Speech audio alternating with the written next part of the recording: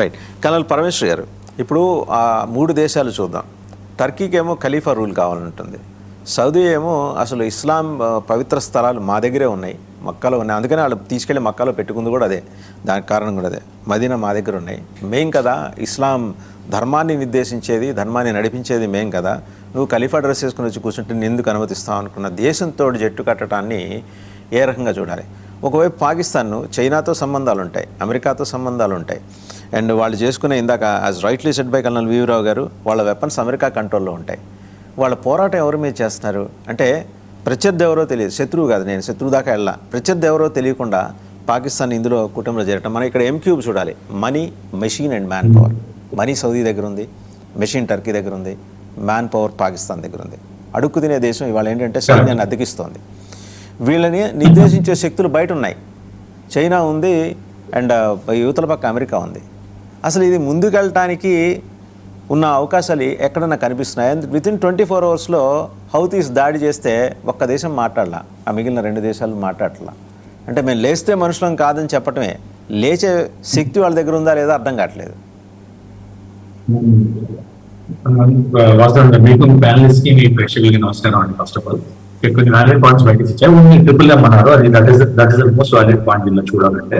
అయితే రావు గారు పాయింట్అవుట్ చేసింటే ఇదివరకే వీళ్ళకి సౌదీకి ఇంకా పాకిస్తాన్ కి ప్యాక్ట్ ఉందండి. అయితే ఆ ప్యాక్ట్ లో ఒకవేళ మీ దేశం మీద దాడి, మా దేశం మీద కూడా దాడి అన్నప్పుడు, ఇరాన్ దాడి చేసినప్పుడు వీళ్ళు పీస్ ప్యాక్ట్ లో ఉండకుండా సౌదీ వాళ్ళ డిఫెన్స్ లో ఇరాన్ మీద దాడి చేయాలి, అది చేయాలి నెంబర్ 1. సో నెంబర్ 2 ఇప్పుడు హౌతీస్ అటాక్ చేశారు. హౌతీస్ అటాక్ లో కూడా వాళ్ళు పొజిషన్ అయినట్టు కూడా వాళ్ళు ఏం చేయట్లేదు పాకిస్తాన్ అక్కడ. సో నెంబర్ 2 అదొకటి pact of this agreement. Second ఏంటంటే మనం చూడాల్సిన వెరీ సూపర్ఫిషియల్ ఫ్యాక్ట్.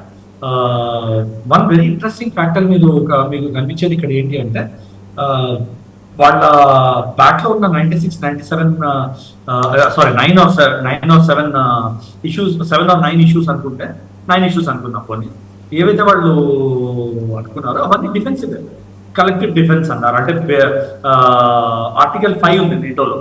అలా ఆర్టికల్ 5 ఏంటంటే armed attack on 1 member is armed attack on other member also.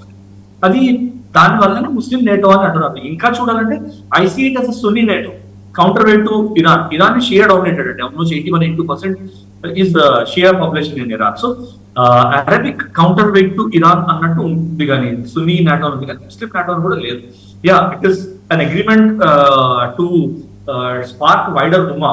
Establishment of ఉమ్మా అనేది వాళ్ళది long term dream Pakistan. Even Asim Munir కూడా, జోకోఫ్ ఫీల్డ్ మార్షల్ ఆసిమ్ మునీర్ ఎవరితో ఉన్నాడు, వాడు కూడా ఇదే మాట అన్నాడు. సో ఉమ్మా ఎస్టాబ్లిష్ చేయాలి అని. So that is one collective defence. ఒకటి mutual security commitment, enhance military cooperation, అలా strategic coordination, defence technology cooperation ఏవేవో ఉన్నాయి, డిఫరెన్స్ అనేవో ఉన్నాయి. కానీ మోస్ట్ ఇంపార్టెంట్ ఫ్యాక్టర్ మీరు చూడాలంటే నో న్యూక్లియర్ ఇంటిగ్రేషన్ అన్నారు. ఇంకా అంటే న్యూక్లియర్ గురించి ఇంకా వాళ్ళు మాట్లాడలేదు ఈ ప్యాక్ట్ లో. There is no talk of nuclear cooperation between Pakistan, Saudi Arabia and Turkey. Now, why did Saudi get into such a pact with Pakistan? అనేది మీరు ఆలోచించాలి. Mohammed bin Salman is very modern looking ruler అండి. ఆయన typical Islamic ruler కాదు. ఆయన వచ్చిన తర్వాత made all the right matches with US. Is established special, అంటే ఆయన ఒక స్పెషల్ రిలేషన్షిప్ మోదీ గారితో కూడా ఎస్టాబ్లిష్ చేశారు. అంటే is trying to balance the entire world for Saudi. ఒకవైపు ఇస్లామిక్ వైపే వెళ్ళట్లేదు ఆయన. That is the most important factor we have to keep in mind. So ఆయన ఎందుకు చేశారు అంటే, మనం అనుకున్నాం పాకిస్తాన్ దగ్గర man power and depth of military experience. అంటే పాకిస్తాన్ ఓడిపోయిన యుద్ధాలు ఎవరు ఓడిపోలేదండి. So that experience is there with. మీరు అది గుర్తుపెట్టుకోవాలి. సో యుద్ధాలు ఎలా ఓడకూడదు అనేది పాకిస్తాన్ తో తప్ప ఎవరితో నేర్చుకోలేవు.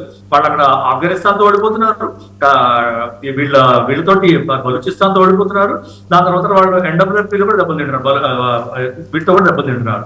సో ప్రతి చోట వాళ్ళు దెబ్బలు తింటున్నారు. సో ఎలా ఉండకూడదు, ఎలా మేనేజ్ చేయకూడదు పాకిస్తాన్ ఆర్మీ అనేది ఆసిమ్ మునీర్ కన్నా ఎవరు చెప్పలేరు పెట్టి. So that is the most important aspect with Saudi Arabia, Turkey అప్సి. టర్కీకి ఏముంది మార్కెట్, ఇంకో డిఫెన్స్ మార్కెట్, వాళ్ళకి డ్రోన్స్ కావాలి, చీప్ డ్రోన్స్ కావాలి. సో టర్కీ ఇస్తుంది. సౌదీకి ఇంకొక డెడ్ ట్రాప్ లో దింపే ఇంకో కంట్రీ కావాలి. అడుగుతున్న కంట్రీ పాకిస్తాన్ కానీ ఇంకేం దొరుకుతుంది? ఈ మధ్య ఎవరి దగ్గరైనా నిర్మోమాటంగా అడుగుతుంది అనేది పాకిస్తాన్ మాత్రమే. సో పాకిస్తాన్ దొరికింది. సో కల్నల్ పరమేశ్వర్ గారు, ఇంకొక కాంట్రాస్ట్ చూసారా? బిచ్చగాళ్ళని, పాకిస్తాన్ బిచ్చగాళ్ళని తరిమి కొట్టింది సౌదీ. సో 3 పరస్పర భిన్నమైన అభిప్రాయాలు, భావజాలాలు ఉన్నాయి. వాళ్ళు గొడుగు ఒకటే, సున్నీ అనే గొడుగు వేసుకున్నారు. కానీ పరస్పర వాళ్ళు పాకిస్తాన్ బెగ్గర్స్ కనపడటానికి వీల్లేదని చెప్పేసి తరిమి పంపించేశారు. వీళ్ళందరూ అసలు కలిసి పనిచేయడానికి వాళ్ళకున్న కామన్ మినిమం ప్రోగ్రామ్ ఏంటి సార్? ఇరాన్ని కౌంటర్ చేయడం ఇంకేమైనా ఉన్నాయా? ఇంకొకటి ఏంటంటే సౌదీ విల్ ఆల్సో వాంట్, అంటే సౌదీకి ఏం కావాలంటే through Pakistan they want to go into East Asia. ఇండియాతో ఉన్నా కూడా అక్కడ పాకిస్తాన్, చైనా ఇంకా బంగ్లాదేశ్ కౌంటర్ బ్యాలెన్స్ చేస్తున్నాయి ఇండియాని.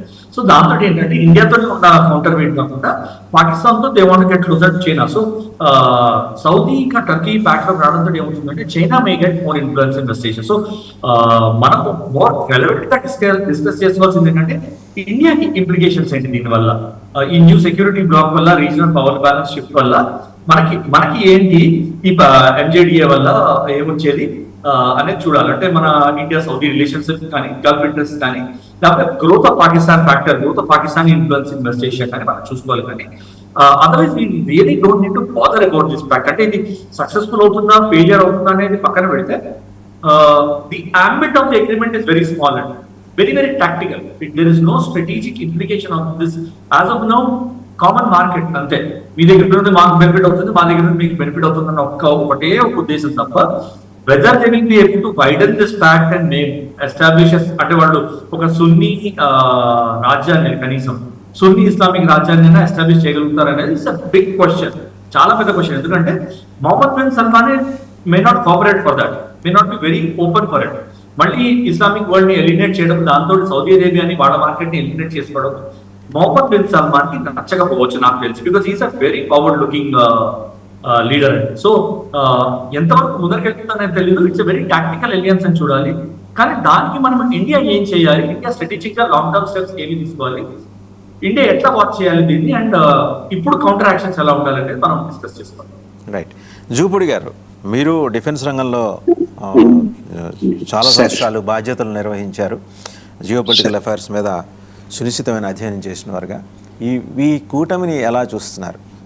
అపవిత్ర కలయిక, అవసరాల కలయిక, లేకపోతే ఎవరి మీద దుగ్ధ తీర్చుకునే కలయిక? ముందుగా సార్, మీకు వాసుదేవన్ గారు, డిబేట్లో ఉన్నటువంటి పెద్దలు వివిరావు గారు కానీ, పరమేశ్వర గారు కానీ, ప్రేక్షకులకు కూడా 99 ప్రేక్షకులకి ఒక అంశాన్ని మనం చాలా జాగ్రత్తగా గుర్తుపెట్టుకొని మాట్లాడాల్సినటువంటి